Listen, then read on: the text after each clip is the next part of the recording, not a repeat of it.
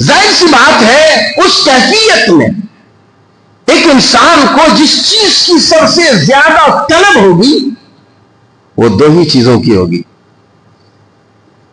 اس کیفیت میں شدید دھوپ میں آپ چل رہے ہیں, زمین نیچے سے تپ رہی ہے, آپ کے جوتے پسینے سے شرابور ہیں, آپ کے جوتے پسینے سے شرابور ہیں, اوپر سے دھوپ کی شدت ہے.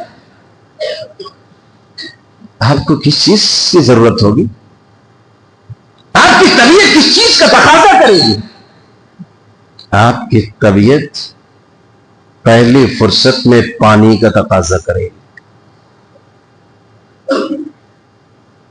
دوسری فرصت میں آپ کی طبیعت کسی چھاؤں کا تقاضا کرے گی. آپ راستے میں چل رہے ہو, شدید گرمی ہے, نیچے سے بھی زمین تپ رہی ہے, اوپر سے دھوپ کی شدت حدت ہے, پسینے میں شرابور ہے, آپ پسینے میں آپ جو ہے لت پت ہے. ایسی صورت میں سب سے پہلے جس چیز کی طلب آپ کو ہوگی وہ پانی کی طلب ہوگی, اور دوسری جس چیز کی طلب ہوگی وہ کسی چھاؤں کی طلب ہوگی.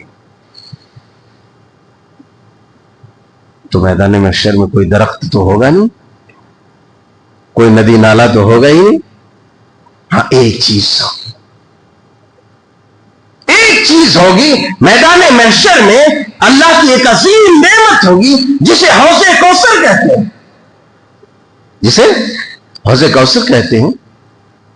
آپ علیہ الصلوۃ والسلام کو جو انعام میں جو عزت افزائی میں ملا ہے وہ حوض کوثر, جہاں سے اللہ تبارک و تعالیٰ کے نیک بندے, اس امت کے افراد, مومنین, موحدین اور کتاب و سنت کے حاملین و عاملین وہاں سے سیراب ہوں گے, پانی پیئیں گے. جبکہ صورت حال یہ ہوگی کہ شدت پیاس کی وجہ سے انسان کی زبان بالکل کتے کی مانند بار ہوگی, اور اسی طریقے سے ہانپ رہا ہوگا کہ کہیں پانی کا کوئی قطرہ, پانی کی کوئی بوند اسے نہیں جائے.